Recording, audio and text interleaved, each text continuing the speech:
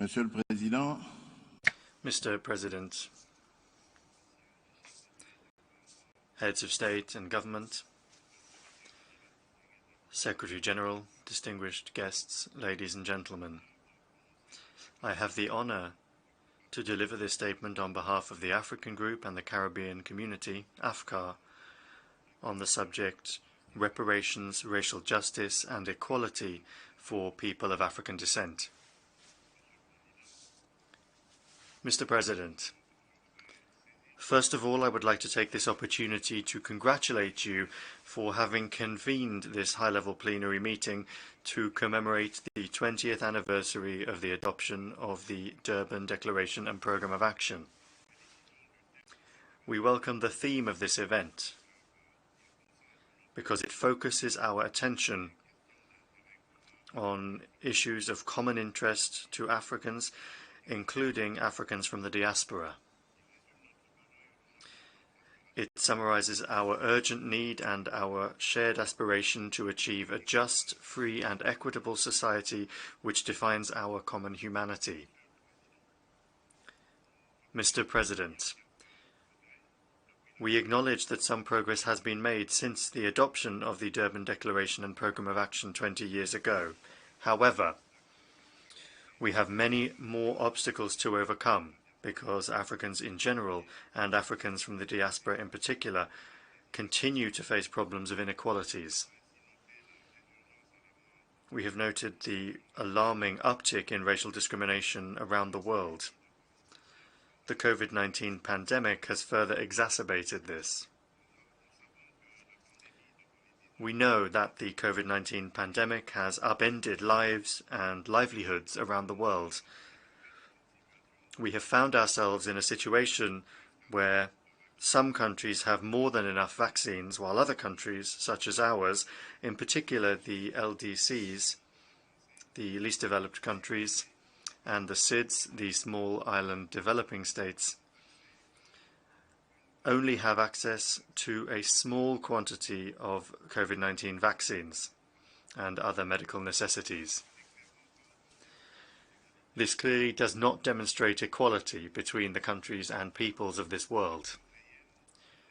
Real efforts are needed to guarantee the achievement of the goals and objectives of the Durban Declaration and Programme of Action.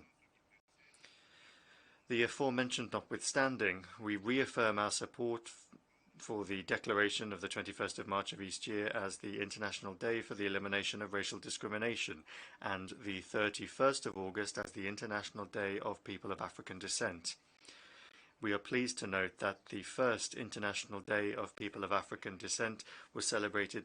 These acts demonstrate global commitment to eliminating racism and recognize the immense contributions made by people of African descent. Mr. President, we recall that more than 5 years have passed since the international community agreed to implement the International Decade for People of African Descent. We are aware of the racial prejudices and discrimination that people of African descent continue to face today. We take due note of the way in which the international community deals with these acts. We are, however, satisfied with the governments and member states that, since the adoption of the Durban Declaration and Programme of Action 20 years ago, have implemented progressive legislative and administrative measures to effectively combat racism, racial discrimination, xenophobia, and related intolerance. Even more importantly, we congratulate all of those who appreciate and respect the knowledge and contribution of people of African descent in their societies, be it in the economy, politics, culture, education, medicine, innovation, entrepreneurship, or elsewhere.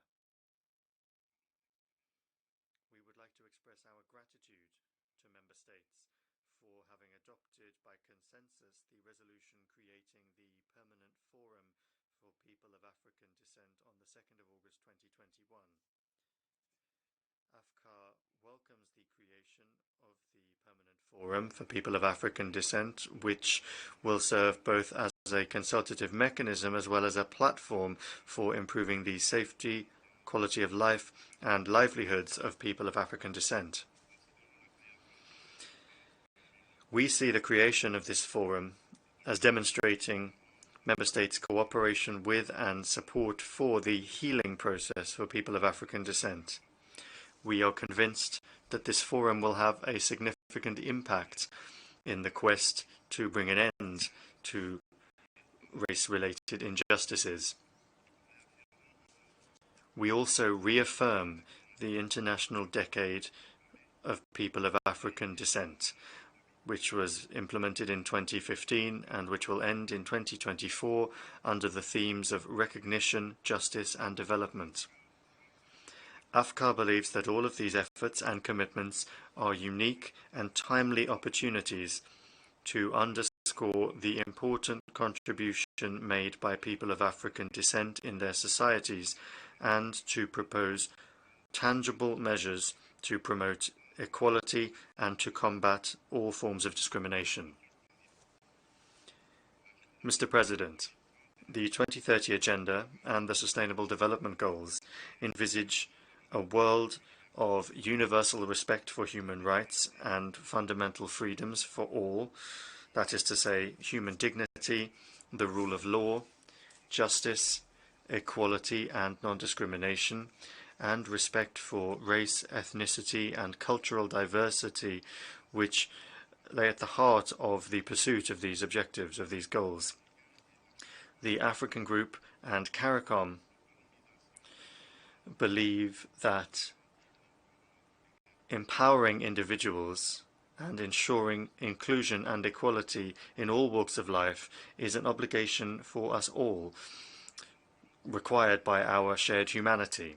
We affirm that the right to good quality education for all citizens helps contribute to more inclusive societies, equity, including harmonious relations between nations and individuals, and can help promote mutual understanding and respect for cultural diversity and human rights and fundamental freedoms for all. The Durban Declaration and Programme of Action also affirms the promotion of the complete and accurate inclusion of the history and the contribution of people of African descent in educational curricula, among other things. Mr. President, AFCAR believes that the responsibility to effectively combat acts of racism, racial discrimination, xenophobia and related intolerance is incumbent upon states and affirms that each time such acts take place, they must be firmly condemned, they must be stopped from happening again, and we call on all, including member states, to take preventive measures, including legislative and administrative measures. We therefore welcome the adoption of legislative measures and the implementation of specialized mechanisms to combat racism and all forms of racial discrimination, xenophobia, intolerance, related intolerance, and we recognize the need to mainstream a gender perspective in policies, strategies, and programs to combat all forms. Mr. President, AFCAR calls upon governments to strengthen protection against racism, racial discrimination, xenophobia, and related intolerance by ensuring that all people have access to effective and appropriate recourse, and at the same time have the right to go to competent national courts and other just and appropriate national institutions to request reparations and satisfaction for all damages resulting from such discrimination. The African Group supports the Caribbean community in their calls for reparatory justice. We are of the view that reparations for slavery and colonialism should not only include responsibility for historic wrongs, but also eliminating the scars of racial inequality, subordination, and discrimination which were built under slavery, apartheid, and colonialism, as well as debt cancellation. What's more, as long as the repercussions of slavery and colonialism, such as poverty and unequal access to education, housing, and justice persist, the call for reparatory justice will remain one of the most critical priorities for the Caribbean community. Are firmly convinced that sustainable development and respect, promotion and protection of all human rights and fundamental freedoms for all, as well as the implementation of international obligations and commitments in the area of human rights in accordance with international human rights law, are essential to prevent acts of racism, racial discrimination, xenophobia, and related intolerance. In this respect, AFCAR welcomes the creation of a new independent expert mechanism under the Human Rights Council. We look forward to seeing the transformative nature of this mechanism, in particular in the areas of racial justice and equality in the context of the application of laws at the global level. Mr. President, Heads of State and Government, Mr. Secretary General, distinguished delegates, ladies and gentlemen. In conclusion, we reiterate the full and effective implementation of the Durban Declaration and Programme of Action in accordance with the Addis Ababa Action Agenda, and we approve all efforts devoted to the promotion of respect for human rights and fundamental freedoms for people of African descent in particular.